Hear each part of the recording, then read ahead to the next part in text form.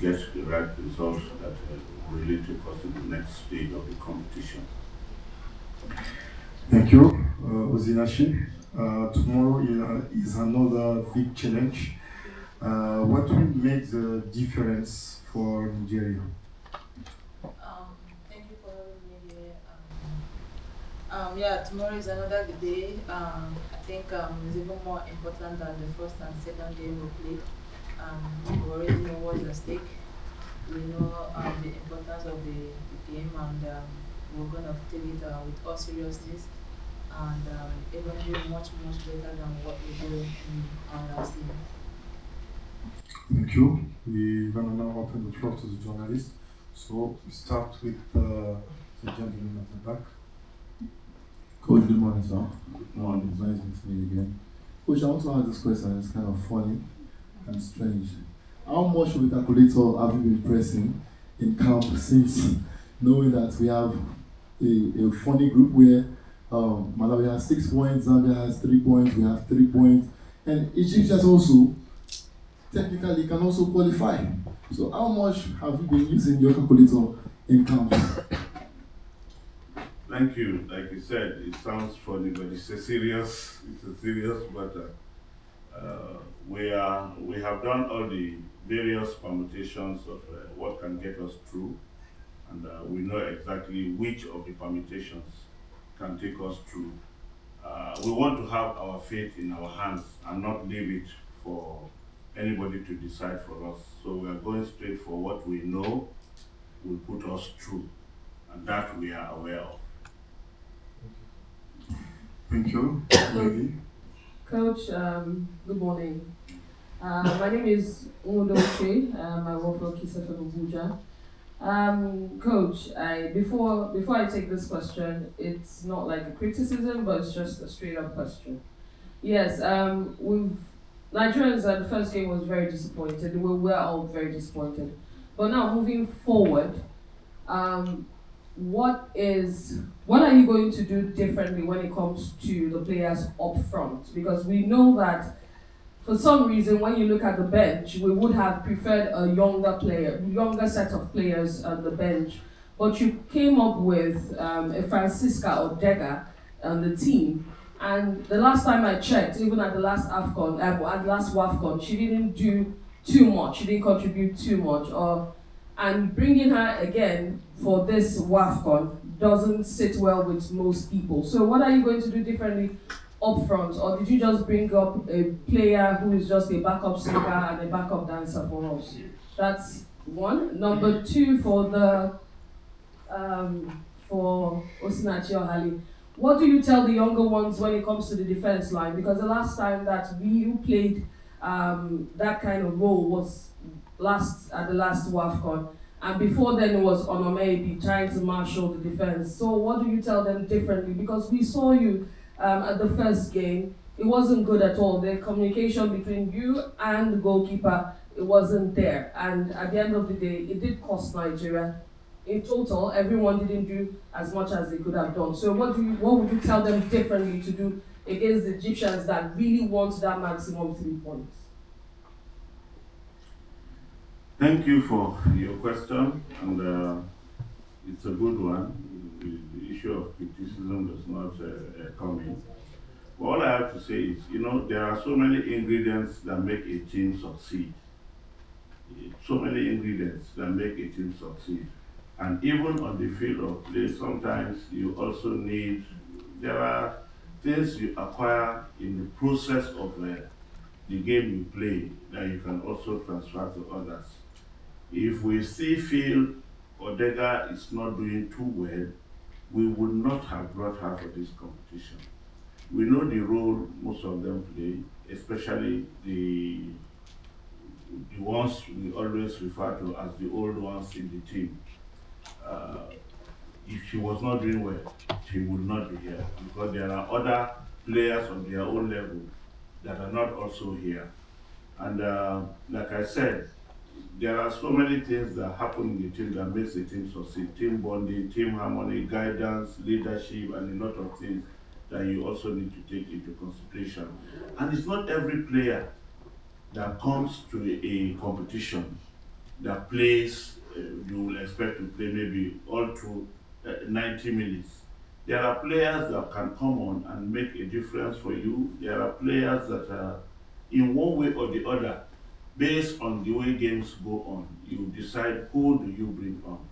Young players are good in the team because you cannot, there's always transition. One group moves to the next, and then you want to keep players as long as possible in the team because the longer they stay, they gain more experience and they get better and they compete more effectively. So it's not as if sentiments are attached to it. There are no sentiments about it. Look, we are the principal beneficiaries when a team does well. So there's no reason why we will begin to do things that we know will not help us in any way.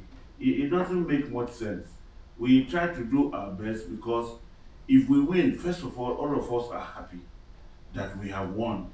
And you know you have made a lot of people also happy. That is something that we don't take for granted because we know what football means to our countrymen and we know how they feel. And especially for the Super Falcons, the kind of confidence and trust that people have on the Super Falcons is not something that we take for granted. We are all aware of that. And so each time something goes wrong, we know how much pain it causes to our people at home. So we will not begin to do things that will begin to cause pain for people. Things can go wrong. It's not a deliberate thing. It could be a mistake, yes, but we are quite aware of the scenario. We are quite aware of the pains, and we will always do our best to make sure that we make our countrymen and everybody happy. Question to the player. Can I answer that? Okay. Okay, to answer your question about communication in the backline and all of that, to be honest, everyone knows the backline, how good and what we've been doing over the years and all of that. So it's not like we are new to each other and all of that. There are some games or sometimes things will just happen in a way that you did not imagine or plan it, and then you get punished, and then from there you learn quickly. And we always communicate, we always talk to ourselves, not just one person. You know, when in the field of football, the communication is not left for one person. It's a team thing, you know. So we try to make amends, we try to correct our mistakes from the first game, and then you can see it's played out very well in our last game against the Zambians, and we'll continue to build from there. Thank you. Next question. I present myself. My name is Abdi.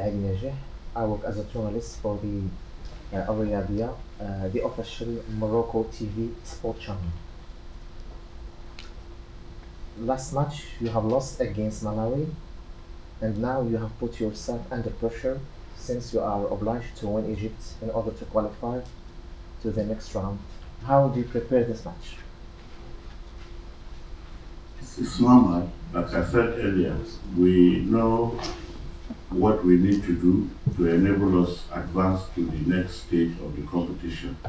When you prepare for every game, nobody prepares for a game with the intent that I want to go and lose this game. Everybody prepares for every game with the intent that you want to win. So it's not a different scenario.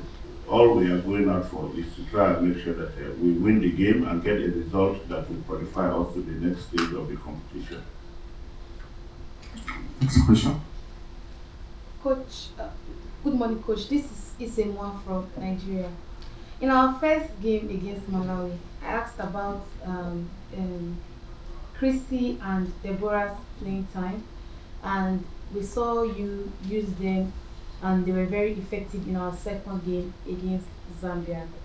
Now, I want to ask about Tony Payne. We saw during our international duty, we saw how effective, how smart, and how speedy she is on her wing. And she's yet to get enough playing time in this tournament. What's her fate in our game against Egypt? And this question is not to disrespect or to question your decision. Because, I mean, we won the WAFCON last year, and we trust your decision. Thank you. Sometimes the selection of players is dependent on what you see or what you analyze of the opposition. What you analyze of the opposition sometimes determines, okay, when you come up with your own strategy, who can be able to do this? This is what we have seen of the opposition. These are their strengths, these are their weaknesses. Who are the key players in that team? What are their strengths? How do we address them? How do we handle them? You look at your own team. Okay, who can do this? When you come up with a solution, who can do this? Who will do this better? These are some of the things that come into consideration before you select or you pick players that will play in every game. And you try to give instructions. You work on them in training. At least the few days that you have, after discussing and analyzing, you still have to come to the field, do a little bit of the practical aspect of it to see how it works. And you also be looking at all the other players. Whoever does it better is the person that you say, okay, this person has done this better, this person has done this well, and so let's give the person a chance. The onus is on the player now to go in and then do what is expected of her. If she doesn't do it well, we have problem. Then we have to change. But if she does it well, she continues. All the players in the team are good enough. They all have different qualities. They all have their strengths as individuals, and they also have their weaknesses. It's not everything that, even we as coaches, it's not everything that we can say we know, because nobody has monopoly of knowledge. And that is why you also have assistants and you have a backroom staff, people you are working with, so that you can always put heads together. Certain things that you did not see, somebody else might see, and you put it and then you come up with it. So she's good to go. She has an opportunity, and hopefully she will also be part of the team. Considering the fact that we even have players that will not be in the game tomorrow. Mm.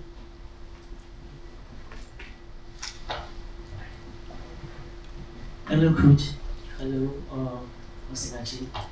My name is Swasha Brown, and I represent Chief CCN Chief Swap Podcast, Super Sports International, and Sports Falcons Chief Swap. I just wanted to ask. You said there are a few players that will not be representing, will not be starting for the next game. But for me, the question is, how good is the problem you have now? The players that you have that are available, because you've always said from the last edition, you said selection is always the edict that you get when you get to different stages. Now, considering the so-called stakes at hand, are you having a very good problem right now, and how are you approaching it? That's where I want to keep it. Then I'm going to throw this to Ohale. It's a question I asked to your Egyptian opponent as well. After your games that you didn't do well, the criticisms online was really big, and the vitriol they received was really crazy. So off camera, we're having a conversation, and I asked, same question I'm asking you. You female players, do you reach out to yourselves when you have this blast of negativity online because of your national duty? Do you go out of your way to be like, yo sis, take it easy or something? How do you maintain your mental strength and settle yourselves even as you do competitions for your countries? Because to me it's bigger than the competition. Your mental health and your humanity is always key. Loss. Over to you, coach. Thank you. Thank you. Having good players in the team is a good headache. It's not easy for us as coaches when you have a lot of players that are good. When it comes to team selection, you have to go into a lot of details in trying to determine who does what. And like I said previously, some of the analysis that you do before you finally decide on who plays, you have to look at all that, because no matter what, no matter how good they are, like I said, they have strengths, they have weaknesses. You have to assess all that, and then what you see them do in training. With the current crop of players that we have, it's a good headache because we have to battle, sometimes argue, discuss, look at a lot of things before we finally decide on who comes into play.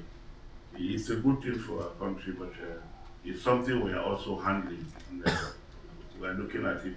And, no sentiments. We will try as much as possible to ensure that we always have the best that are ready.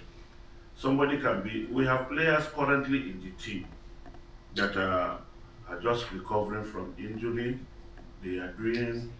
They have not gotten to their optimum yet. They have not gotten to their optimum. And we are hoping and believing that in the course of this competition, as we continue, we make progress, they will certainly pick up and be at their best because they are working hard to make sure that they get to their optimum. So we're looking at all that and we believe strongly that it will be okay with the team. Okay, talking about cooking and how it affects us as players and female. Yeah, it's not like we are not new to it. Everyone here in the team, we are all professional and we know where we are coming from and then what's expected of us. When that happened after the first game, yeah, I'm not really, personally, I'm not really the social media kind of person. I think the best advice you can get is the one you give to yourself. You know when you're doing good and when you're not doing well, and then try to make amendments and then make some corrections. Yeah, we talk to ourselves because we are all we have here. We're a family. When one is down, everyone try to bring that person up. We try to lift each other and don't let whatever is happening outside get to us because we believe in ourselves. We know what we can offer as an individual and as a team. So we try to talk to ourselves and then we make sure that we'll come back with a better performance and all of that. So whatever is happening outside is not really important. What's important is moving ahead and getting the results. Alright, Coach Victor Ademola for AdemolaSports.com. We spoke about players on suspension and some injury concerns. I want to ask if you have any major injury concern for the next game, and also some players went the extra mile with the player down, they played the full 90 minutes. Will that influence the team selection going into this game against Egypt? Are you going to feature your full strength, or you have new players also get game time for your starting 11? Thank you. When you go out for a match, you always want your best players to be, on the field of play, expecting that everybody does well and you get the result that you desire. Certainly, we have some players that will be suspended for the game. We have capable replacements for those players and in those positions. And the players are equally ready. They are all aware, and they will be having their time tomorrow. Then we'll see how it goes. And we know they will give out their best. We're ready for it. Okay. My name is Cecilia, I'm of the Channels Television Lagos, Nigeria. My question is a follow-up to what he just asked you, which is you mentioned some players that haven't had their time because injuries and some other things. Does this apply to Monday Gift and Joy Omewa? And also, can we know maybe the capable replacement for Jennifer Echegine and Tosin Dimei, who are out because of that?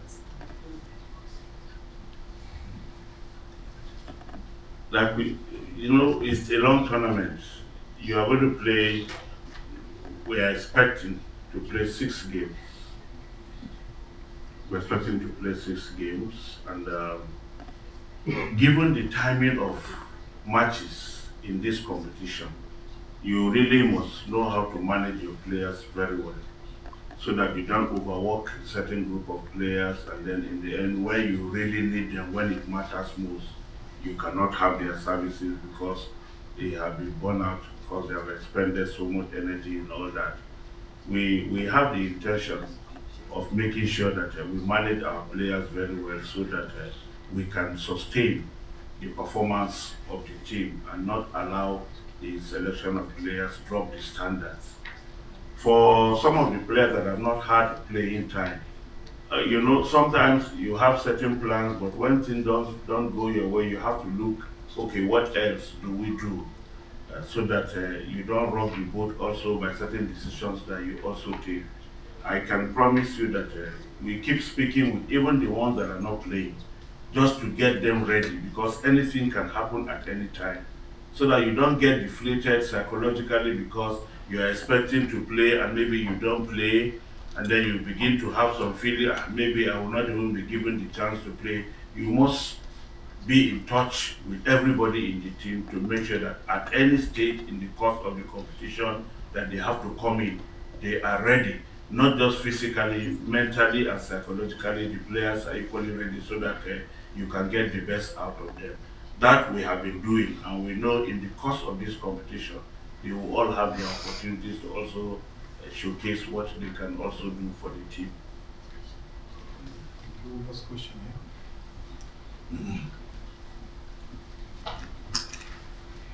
Coach, my name is Samuel Akwan and I write for Second News Nigeria. My question is, in the last game against Zambia, which was quite understandable, we were pragmatic with our approach. We were trying as much as possible to be careful not to lose our structure and our shape.